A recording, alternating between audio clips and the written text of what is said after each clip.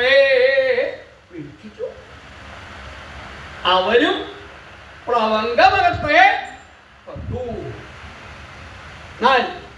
അവരും പ്രവങ്കമത്തെ കണ്ടു എന്ന് പറഞ്ഞു. ആരാണ് ആ കണ്ടു എന്ന് പറയേണ്ടത്? ആ രാക്ഷസ ചക്രവർത്തിയായിരിക്കുന്ന രാവണനാണ് പ്രവങ്കത്തെ കാണേണ്ടായത്. പ്രവങ്കമെന്ന് പറഞ്ഞാൽ ഒരങ്ങൻ, വാനരൻ.